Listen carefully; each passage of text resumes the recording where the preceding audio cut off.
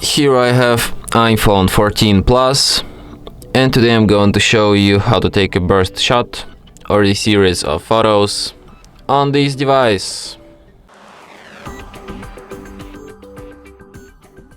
So to do this, firstly you have to open settings, then go to the camera section and enable use volume up for burst here.